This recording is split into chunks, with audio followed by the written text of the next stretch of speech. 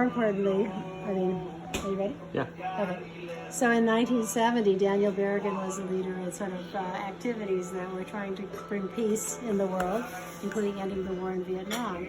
And so there were 8 Minnesotans, including Frank Cronkey is the one I know, who did some activities where they took blood, lamb's blood, and they opened up the drawers of draft cards and records and poured blood on them so they were illegible, which is pre-electronic, so everything was written in hand, and they did other things as well as to try to get the war to stop.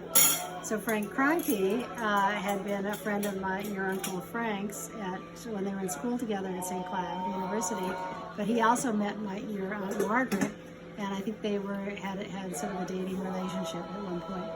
Anyway, so I'll tell this part of the story. So I went to New York shortly thereafter, and Daniel Berrigan, not Daniel Berrigan, who's the person who did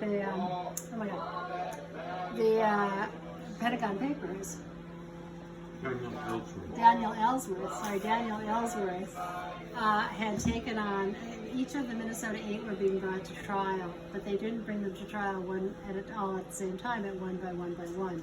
And when Frank Cronkey was being brought to trial, Daniel Ellsberg, who had released the Pentagon Papers, was taking him on and helping him plan his legal address.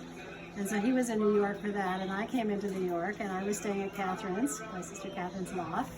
And so Frank Cronkey came over because he knew the family, and he brought Bobby Ellsberg, the son of Daniel Ellsberg, who was our age, over as well, and we hung out together at the loft. And then the next morning when I walked out the door, I saw that there were a couple of guys sitting there in their sort of suits or whatever, and I walked down the street and I realized they were following me, and they followed me all day wherever I went. And I thought, oh, they must think I have something to do with this, so they don't know who I am. I had just flown in and they didn't know who I was.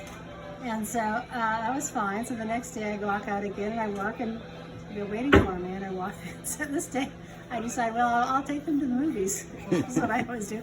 I took them to a Russian film at what was now the Angelica Center.